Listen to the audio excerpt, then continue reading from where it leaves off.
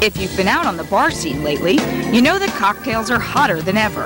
And as more and more people are discovering what the latest mixed drinks, the inevitable has happened.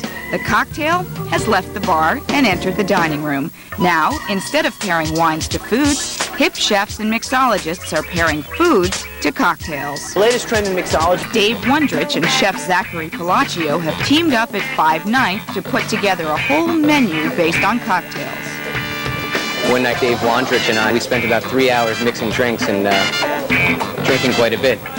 So we've discovered that the Russians have zakouski with their meal. Zakouski is a side to the vodka shot, often pickled mushrooms or sprats, which is a small fish. So we got really into the idea of pairing food with cocktails or booze.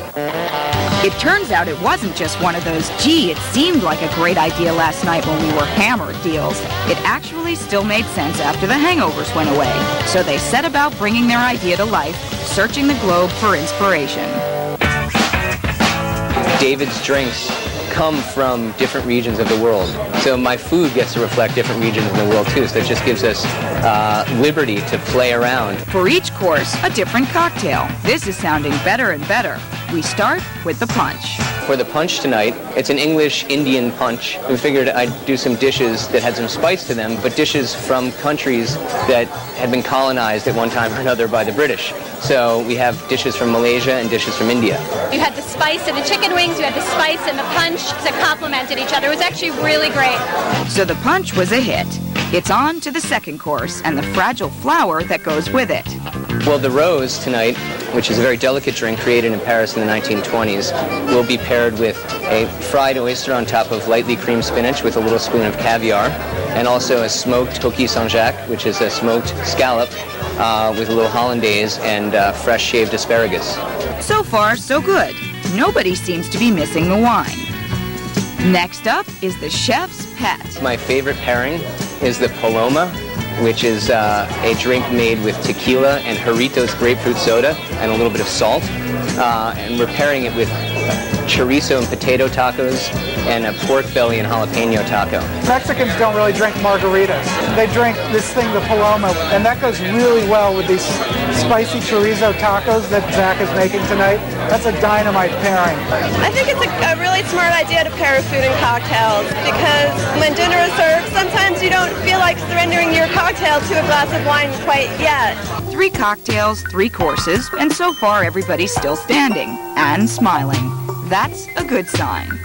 The final pairing tonight with the whiskey drink, which is a drink Dave invented, so it's an American cocktail made from Irish whiskey. We decided, since that was the last drink, that we could do something sweet with it. Sweet marries very well with whiskey. So my pastry chef made some very light caramel. He wrapped it in phyllo dough. We'll deep fry them and then salt them slightly, so it's a salty, sweet combination. It's going to be delightful. It might be the booze talking, but Zak's cocktail and food pairing concept seems to be a smashing success. So many people are pairing wine with food, and I don't see why you can't pair cocktails with food. Quite often you've had your cocktail at the bar, you go up to dinner and then they offer you wine, and that's mixing your drinks, it's trying something new, and you don't always want to do that. Someone might want to mention to this guy that in the last 2 hours he's had rum, vermouth, cherry liqueur, raspberry liqueur, tequila, and whiskey. So the mixing drinks thing isn't really the best argument against wine. Besides, it's not about damning the wine, it's about celebrating the cocktail.